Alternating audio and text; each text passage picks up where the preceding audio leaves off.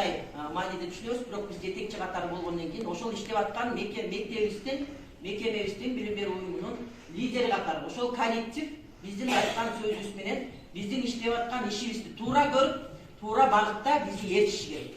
Демек бул жетекчи туура багыт берип атат. Бул жасаган жумуш, баштаган жумуш дайыма натыйжа берет деп коллектив бир кишидей аркабыздан ээрчиш керек. Бул лидерлик касиеттин бири.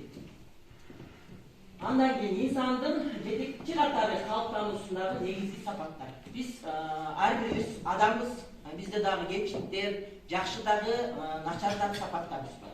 Бирок биз жогорку маданияттуулук, тартиптүүлүк, кынтыксыз адамгерчиликтүү болуу сапаты бизде болот. Карабал району билим берүү борборунун кызматкерлерине ыраазычылык. Чындап эле бүгүн бир өзгөчө жагымдуу маанай менен өтүп атат деген ойдомун. Анан ушул мектептин директору Элеонора эжекебизге дагы рахмат айтып, ыраазычылык билдиргибиз келип атат. Ошол директорлордун атынан баардык эле талап борбору боюнча келип ушул жерде катышып аткан директорлордун атынан ушул уюштуруучуга жакшы рахматыбызды айтып, ыраазычылык билдирип коюуга уруксат эткиле.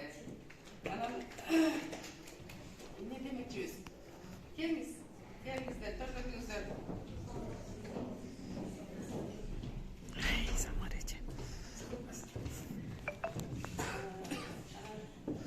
Урматтуу кесиптештер, биз азыр эле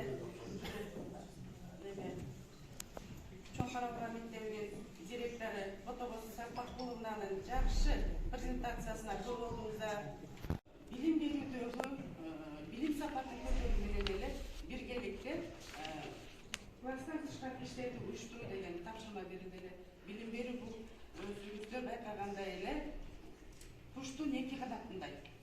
Тарбия болсо, билим сапаты кошо жүрсө, ошондо мектепте алдыгачылык болот. Ошондо мектепте жакшы жетишкендиктер болот. Эң сонун иштер аткарылат.